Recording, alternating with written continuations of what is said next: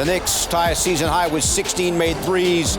Alec Burks with 2:05 to go pulls the Knicks to within 2. But Tyler Hero on the outside for 3. Miami goes up by 7, and Miami wins it by 6, 109-103. Great to have you with us from our Delta MSG studios. Bill Pito along with Wally Zerbiak. Alan Hahn joins us from his home studio. And, boy, this was really an afternoon spent in the grinder, especially in the second half, Wally. The Knicks, 59 points in the first half, but only 44 in the second. It became a real struggle in the second 2 quarters. Yeah, you could see Miami really ramped up their defense. They have great personnel to defend the Knicks. You know, Julius Randle was phenomenal. I mean, he continues to play tremendous basketball, make all the right plays, but he was going against 3 of the top defenders at his position, and Andre Iguodala, Jimmy Butler, and Bam Adebayo.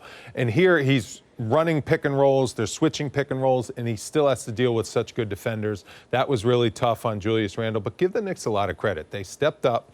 They competed with this team. You knew down the stretch, this Miami Heat team, when they have Jimmy Butler in the lineup, they have their closer. And that was the difference in this game. The Knicks, I thought, made good plays. There were a lot of teaching moments. Immanuel Quickley starting to make good decisions when he gets double-teamed. He's starting to demand double teams when he comes off screens. That's going to open up things for other guys. The Knicks are very close. They just need a few pieces to get over the hump and be able to compete with a team that was in the NBA Finals last year. This Miami Heat team, when they're healthy, they're NBA Finals worthy. All right, a couple of things. First of all, I agree with you on the Heat. We saw the start of the season. You knew this team was going to get it right because they were a team that made a run last year, and that's the team more like it, how hard they played defensively, that trap that they were pulling off on the dribble handoffs and trapping quickly. That was like that Jeremy. Remember years ago when Jeremy Lin went down to Miami and the big 3 just beat him up and they just kept trapping him, wouldn't let him get anywhere? Quickly got the Jeremy Lin treatment in this game. You saw that early on.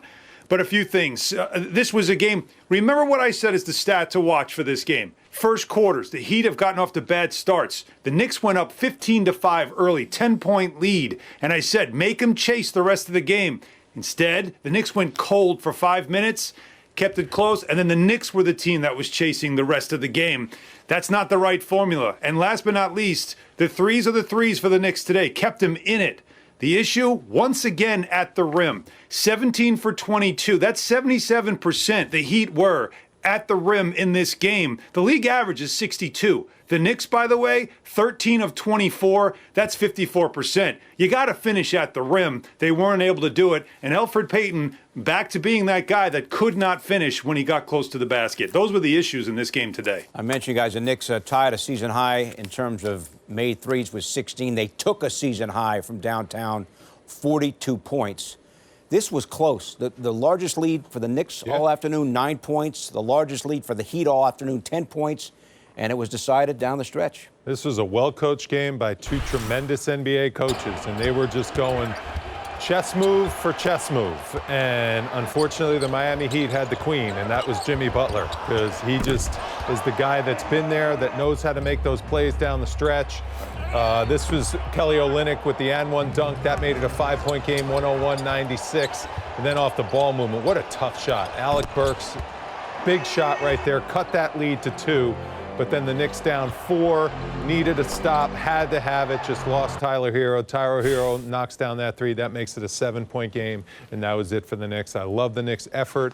I just thought down the stretch of that game, Knicks were gassed. They left it all out there on the floor, and this Miami Heat team is pretty good. You got to give them a lot of credit. That team knows how to win close games. They needed this game. Even though they've lost 7 out of 9, that's not a team that has really looks like they've lost 7 out of 9 when they have Jimmy Butler and Adebayo and all their shooters clicking. I know they missed Dragic, but Kendrick Nunn was phenomenal. He stepped in very admirably, knocking down shots. So that was a gutty effort by the Knicks. They got to get Miami back in Miami. That's the beauty about these back-to-back matchups. Yeah, you got to watch, obviously. You go down to Miami, you got to play them. You know what to expect now, like we talked about with the defense and what they threw at you. But one note of concern in this game is Obi Toppin gave you some nice minutes in the second half. Immanuel Quickley did figure some things out a little bit in that second half, but, did not have a great game. R.J. Barrett, suddenly kind of was missing for the first time. Did the back-to-back get to him? Is there some fatigue factor going on with him? This will be a question I'm sure will be asked of Tom Thibodeau. He only played 19 minutes, 19-13 in this game. He was 1 for 6. For the first time in quite a long time, we saw the young guy look like he just didn't have enough energy in this game early on in the start. So I'm curious if there is something going on with him, because his minutes have been going down slightly of late, but he still played very well. Today, first time in a long time, he has not had a good game. For Barrett, guys, 19 minutes, fewest he's played all year, and only 7 of those minutes came in the second half. Maybe one of the reasons for the limited playing time for R.J. Barrett, the amazing shooting from Reggie Bullock, who tied a career high with 7 made threes. Yeah. 21 points, all on threes, 7. Yeah, and that's how you got to look at it. Reggie Bullock was tremendous, and I really see Julius. Look at all these passes from Julius Randle. I'm telling you, Julius Randle needs shooters around him to open up the floor a little bit for him. And Reggie Bullock was the guy. You know, you got to remember, Miami is a very well-coached team. They scout the heck out of other teams, so they were going to take certain things away from the Knicks. I think Tom Thibodeau picked up on that, the fact that Julius Randle needed shooters out there on the floor with him, and if R.J. Barrett wasn't feeling confident with his outside jump shot, and it wasn't there today, he was quick to go in a different direction and go with guys that he trusted to open up the floor for Julius Randle, because he didn't want Julius Randle to have to deal with stacked defenses that were just packing the paint and not giving him any driving angles and not giving him any outlets when teams were coming with double teams.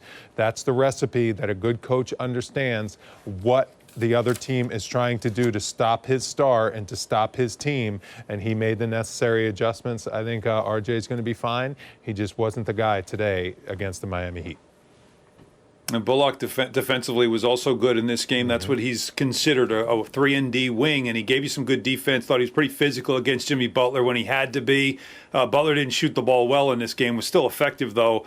But Bullock, you saw him he was great from the corner, 4 of 8 from the corner threes, and that's where Randle was finding him. It's sort of that sightline thing, Wally, and you know this from all the time you spent in the mid post. You got to have somebody in your sightline as you're making your move and the double team comes, and I know where you are. And Randle seems to always have a feel for where Reggie Bullock is on the floor. I mentioned Barrett played only 7 minutes, guys, in the second half, not a single second while in the fourth quarter.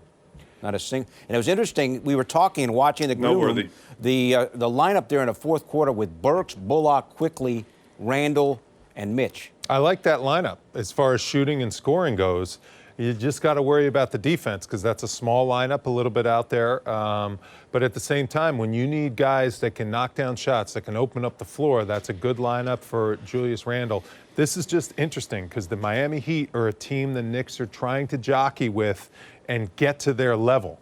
And I think the Knicks can get to their level, but you can tell who Tom Thibodeau really trusts in games like this because this was a playoff-type atmosphere out there.